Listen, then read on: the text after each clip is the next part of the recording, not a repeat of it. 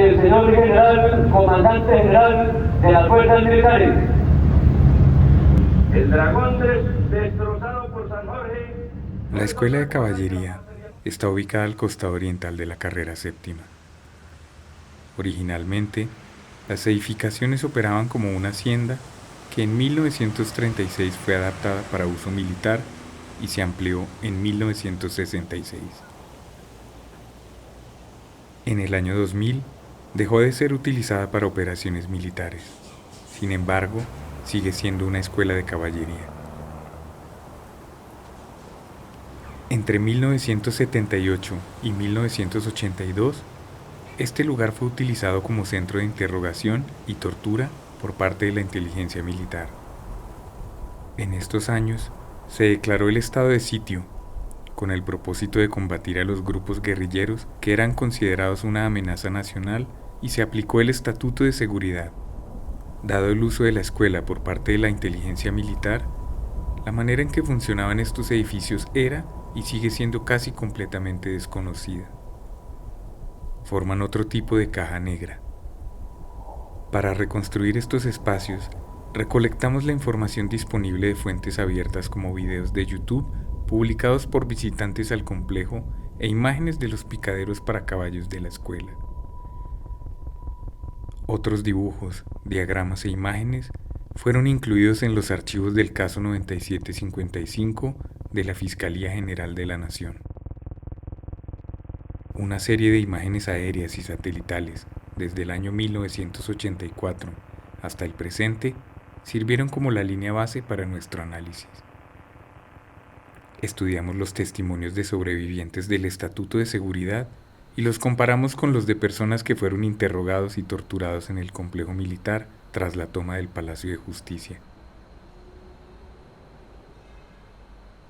Localizamos estos testimonios en el modelo digital arquitectónico de la unidad militar para entender el funcionamiento logístico del complejo entre 1978 a 1985.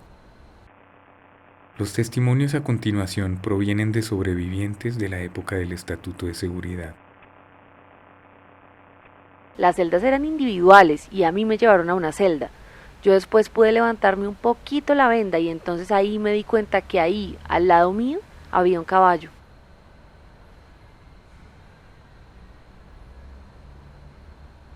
Fui conducido a una celda de aproximadamente 3 por 3 metros con el piso de tierra apisonada, y a las 19 horas aproximadamente entraron de sopetón 3 personas a la celda y enseguida comenzaron los interrogatorios. Al llegar la noche, nos llevaron a todos los detenidos a una edificación de madera donde se escuchaba el relinchar de los caballos y las cosas que daba contra los muros y el piso. Pude notar que allí estábamos recluidos cerca de 60 personas. Cruzando referencias entre varios testimonios con nuestros datos espaciales, creamos un tejido de evidencias. Un testimonio aislado es fácilmente cuestionable, pero cuando en el mismo lugar, a la misma hora o la misma acción es repetida en varias ocasiones por diversas voces, emerge una veracidad colectiva que robustece los relatos. De esta forma, la arquitectura y la memoria son entrelazadas para iluminar el interior de esta caja negra, revelando los elementos de infraestructura y logística que son fundamentales para cometer el crimen de desaparición forzada. Realizamos un testimonio situado con un oficial del ejército que hizo parte de la escuela de caballería, lo que contribuyó a una mayor precisión en nuestro análisis. Él accedió a apoyar la iluminación de esta caja negra con la condición de mantener su identidad anónima. Lo llamaremos oficial. Utilizando nuestro modelo 3D, el oficial nos ayudó a reconstruir los interiores de la escuela de caballería y su uso entre 1978 y 1985. Para la época del 70, de aquí, sacamos un poquitico más. Eso. O sea, entrada por la guardia, derecho acá, esta zona de acá, aquí. Eso era la zona reservada. para 1977, cuando yo llegué a la escuela de caballería. Esto era la zona de la enfermería de ganado, la zona del herrero. Ahí trabajaba personal de inteligencia del ejército, de la policía, de todos los entes. Y después, cuando pasó lo del Palacio de Justicia, esta parte volvió a como a intensificarse en la parte de inteligencia. O sea, volvió a regresar gente de inteligencia del ejército, gente de inteligencia de diferentes fuentes, de la policía, porque ahí pues tenían un sector reservado para trabajar. Y aquí este era el centro de coordinación donde todo lo que se obtenía de acá, de la información de las personas y de lo que ellos presumían o eso, aquí estaba el centro de control. Y aquí ellos venían, dormían, y daban su información, entregaban sus informes. El oficial nos ayudó a determinar la ubicación exacta del centro de inteligencia mencionado antes, además de otras edificaciones que formaban parte de la infraestructura de las operaciones de inteligencia en las que se llevaron a cabo detenciones y torturas. En el modelo anotamos el número de veces en las que diferentes testigos del Estatuto de Seguridad mencionaron ciertos edificios o cuartos. A esto le añadimos los testimonios relativos al Palacio de Justicia.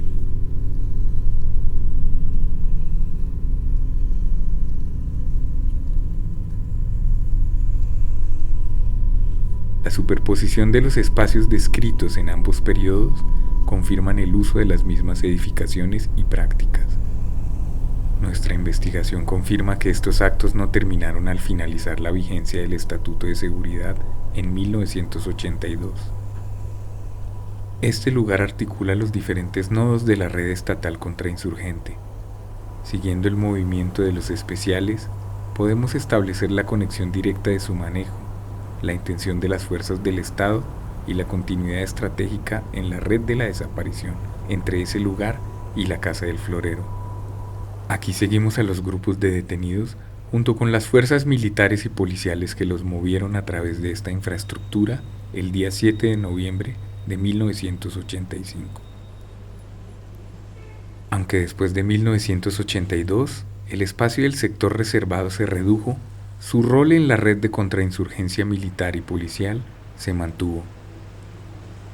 Nuestra investigación muestra que, contrario a lo que argumentan las fuerzas militares, este lugar hizo parte de una red coordinada orientada a la desaparición, que operó más allá de este sector. Su rol solo es comprensible con relación a la distribución de las responsabilidades de las demás instancias militares y policiales que la componen.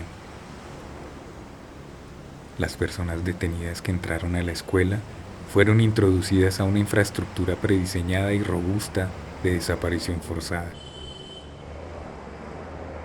Después de haber sido clasificados como especiales en la Casa del Florero, los detenidos fueron llevados al sector de coordinación reservado, donde serían interrogados por oficiales de inteligencia. Esto le ocurrió al Grupo 3, que fue llevado al Cantón Norte en la camioneta del ejército. Luego de permanecer por un tiempo en la Brigada 13, el grupo es enviado a la Escuela de Caballería a la 1:30 p.m. Los testimonios describen lo que sucedió y los lugares a los que fueron llevados una vez están en la escuela. Entrando por la Escuela de Caballería a mano derecha, al fondo, en una pesebrera. Ellos describieron lo que ocurrió en las caballerizas. A nosotros nos reseñaron, nos tomaron fotos en una pesebrera que había al fondo. Fueron separados con el fin de ser interrogados durante aproximadamente 2 horas. Hubo otro grupo de detenidos presente en las caballerizas al mismo tiempo. Entre la 1:30 y las 2:30 de la tarde, 2 de los conductores del grupo 2 fueron llevados a un furgón en el que los retuvieron durante 1 hora y media. A las 3 de la tarde fueron liberados. Aproximadamente a las 3:30 de la tarde, un testigo del grupo 3 fue llevado de las caballerizas a un cuarto oscuro en el que fue interrogado y torturado. Aunque no sabemos la ubicación exacta, basándonos en la descripción, podemos asumir que el cuarto está dentro del sector de coordinación.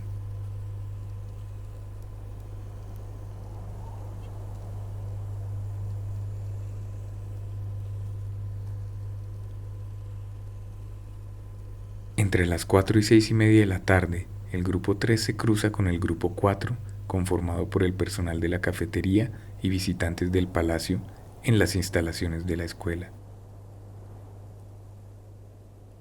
No hay ningún sobreviviente del grupo 4, por ende, no sabemos cuál fue el curso de su detención dentro de las instalaciones militares. Sabemos que salieron con vida del palacio, pero los desaparecidos no pueden testificar y su experiencia continúa siendo una caja negra. Sin embargo, los testimonios de otras personas y evidencias ayudan a definir los contornos de esta caja negra. Según los testimonios de militares, empleados de la Casa del Florero y familiares de las víctimas, entre las 3 y las 4 de la tarde, los militares limpiaron y se fueron de la Casa del Florero. La única detenida que permaneció allí fue Irma Franco. El cabo Edgar Villamizar testificó que los trabajadores de la cafetería fueron llevados a la escuela de caballería en 2 grupos, uno antes de las 4:30 de la tarde y otro después. Movilizarse del centro de Bogotá al Cantón Norte tardaba media hora, así que deducimos que el grupo 4 salió de la Casa del Florero más o menos a las 3:30 de la tarde, el 7 de noviembre. Ubicamos la presencia de este grupo en la escuela de caballería, cruzando testimonios de familiares y evidencias provenientes de las Fuerzas Armadas. Estos objetos y testimonios han aparecido en diferentes momentos en el tiempo y en ocasiones no han sido reconocidos completamente en el ámbito jurídico. Su historia, sin embargo, demuestra su validez más allá de las cortes. Tomaremos al administrador de la cafetería, Carlos Augusto Rodríguez, como un ejemplo para explicar nuestro uso de estas fuentes. Después de ser grabado saliendo del palacio a las 2:19, sabemos que entra a la Casa del Florero, ya que varios testigos lo ubican allí. Luego podemos ubicarlo en el Cantón Norte utilizando las siguientes fuentes. El 15 de noviembre de 1985, su familia recibió llamadas anónimas indicando que fue detenido en el Cantón Norte y sometido a torturas. En 1986, un cassette de audio de presuntos miembros del B2 evidenció que fue detenido y torturado en la escuela junto con otras personas de la cafetería. En 1989, el exagente de inteligencia Ricardo Gámez Masuera señaló que fue torturado y asesinado en la escuela. En 2006, Gámez volvió a decir esto en una entrevista que dio en Bruselas. En 2007, el cabo Villamizar testificó que Carlos Augusto fue detenido y torturado en la escuela junto con otras personas de la cafetería. Repetimos este ejercicio con cada una de las personas. Toda la evidencia converge en la escuela de caballería en el Cantón Norte después de las 4 p.m. del 7 de noviembre.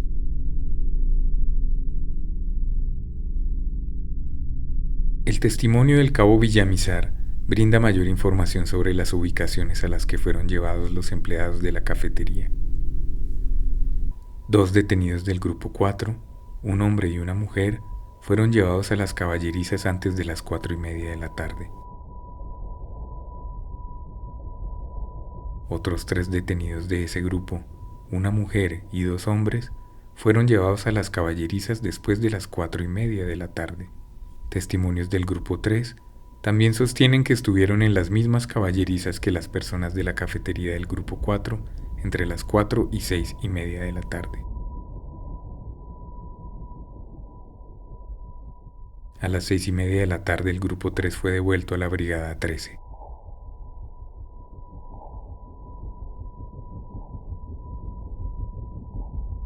De acuerdo con los testigos del grupo 3, ellos esperaron un par de horas en la brigada 13 por una patrulla de policía.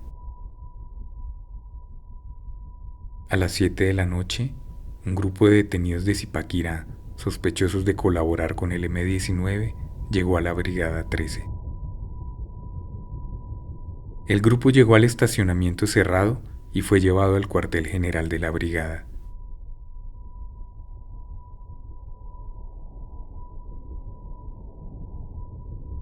Allí fueron torturados en una oficina con vista al estacionamiento cerrado.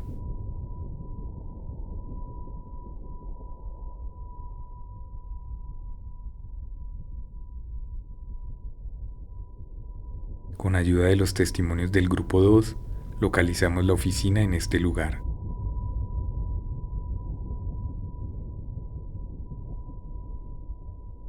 A través de la ventana de la oficina, los testigos dijeron haber visto llegar camionetas trayendo a más detenidos.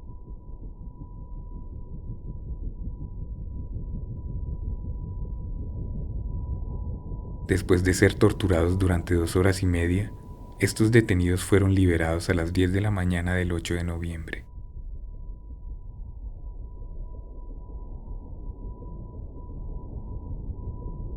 El Grupo 3 fue trasladado a las 8:30 de la noche en una patrulla de policía a la estación Sexta y fue amenazado al momento de su salida para no informar sobre su detención. Según el oficio de remisión, a las 11:30 de la mañana siguiente, después de unas 55 horas de detención, los siguientes individuos del grupo fueron liberados. En esta lista de nombres no aparece William Almonacid.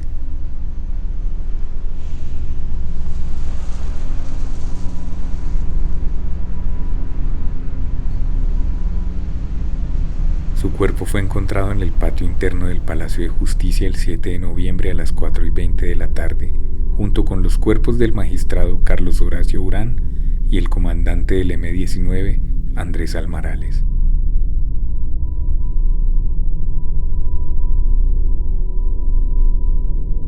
Gracias a la evidencia audiovisual y testimonial, sabemos que Almonacid fue llevado en una camioneta militar al Cantón Norte desde la Casa del Florero, junto con el Grupo 3.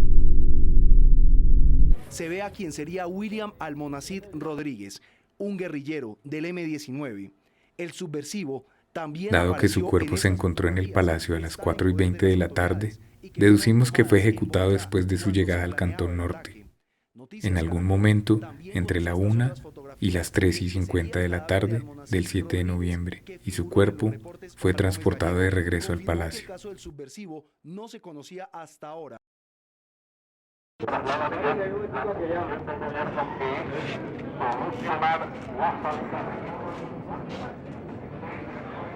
Después de la toma, los militares impidieron la entrada de jueces civiles al palacio. Sin embargo, permitieron las labores forenses y criminalísticas de jueces militares y policía, que manipularon la escena, destruyéndola en su totalidad al tiempo que levantaban los cuerpos. Las escenas que observó TV Hoy en forma exclusiva eran realmente espeluznantes y dantescas. Los televidentes colombianos pueden observar y calificar estas imágenes. En el cuarto piso, las autoridades encabezadas por los ministros de Defensa, General Miguel Vega, el de Justicia, Enrique Parejo, y el secretario de la Presidencia, Víctor G. Ricardo, encontraron un cúmulo de cadáveres. Los asaltantes los habían amarrado y todos perecieron calcinados unos sobre otros.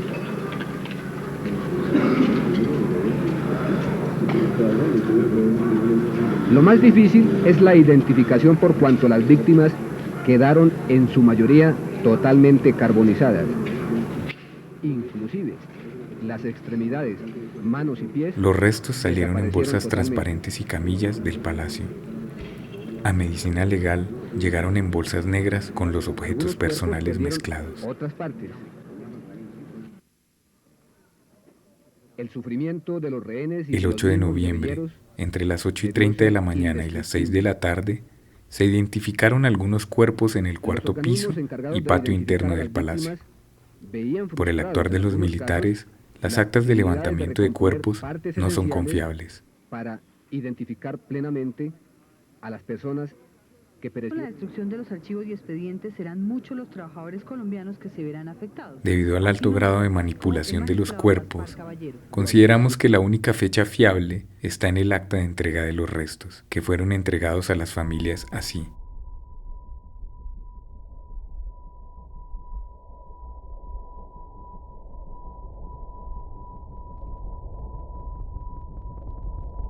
Décadas después, las exhumaciones y pruebas de ADN revelaron que esta identificación era falsa. Los cuerpos eran en realidad de un miembro del M-19, 4 empleados de la cafetería y una visitante. El último momento del que tenemos información de los trabajadores de la cafetería es a las 6:30 p.m. del 7 de noviembre en la Escuela de Caballería. Algunos de sus cuerpos fueron entregados en cajas cerradas a los familiares de los magistrados el 8 y 9 de noviembre. Entre esos dos momentos, el movimiento del grupo de la cafetería se mantuvo en una caja negra. Aquí mostramos una de esas trayectorias. Bernardo Beltrán Hernández, mesero de la cafetería, fue filmado saliendo del Palacio de Justicia a las 2:16 de la tarde del 7 de noviembre.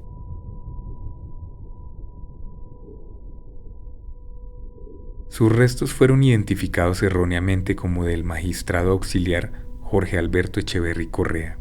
Su familia recibió el cuerpo equivocado al mediodía, el 9 de noviembre de 1985, dentro de una caja sellada. Podemos deducir que Bernardo estuvo bajo custodia de la Fuerza Pública Colombiana durante 45 horas. En algún momento, durante este periodo de tiempo, fue asesinado. Al día de hoy, no se conoce la trayectoria que tuvo su cuerpo para ser entregado a la familia Echeverry. Esto significa que Jorge Alberto Echeverry Correa también se encuentra desaparecido. Tomó 32 años identificar sus restos encontrados en el cementerio Jardines de la Esperanza, ubicado en Manizales, una ciudad a 300 kilómetros de Bogotá, el 2 de octubre de 2017. También seguimos las trayectorias de Luzmari Portela León, Alfonso Jaquín Gutiérrez, Cristina del Pilar Guarín Cortés, Gloria Isabel Anzola de la Nao, Héctor Jaime Beltrán Fuentes. Todos salieron del Palacio de Justicia las tardes del 6 y 7 de noviembre. Estuvieron bajo custodia militar entre 25 y 73 horas. Y en algún momento de este periodo de tiempo fueron asesinados. Tomó entre 30 a 33 años identificar sus cuerpos. Sus cuerpos fueron encontrados en diferentes cementerios del país. En 2015, Luzmari Portela León fue encontrada en la tumba de Livia Rincón Mora en el cementerio Jardines de Paz. En 2017, Alfonso Jaquín Gutiérrez fue encontrado en la tumba de Libardo Durán en el cementerio de Apogeo.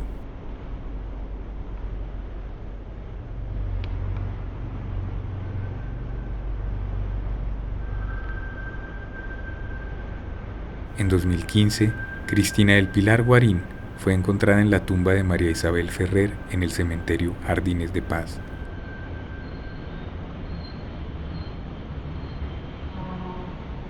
En 2018, Gloria Isabel Anzola de la Nao fue encontrada en la tumba de María Janet Rosso en el cementerio de Jardines del Recuerdo.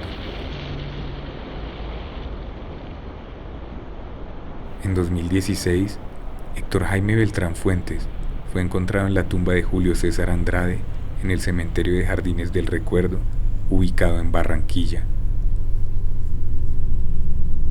Estos son los recorridos de las personas clasificadas como especiales de acuerdo con la información a la que tuvimos acceso. 4 de ellas fueron identificadas en la fosa común del Cementerio del Sur de Bogotá. 2 ejecutadas extrajudicialmente y entregadas a sus familias, y muchas de ellas no han sido todavía encontradas. La historia en la caja negra de las personas que sí fueron encontradas sigue siendo un interrogante para nosotros. No sabemos qué sucedió con ellas. Este estudio demuestra que la desaparición forzada no puede ser limitada a los hechos que ocurrieron los días 6 y 7 de noviembre de 1985. Los casos que acabamos de ver demuestran la responsabilidad del Estado.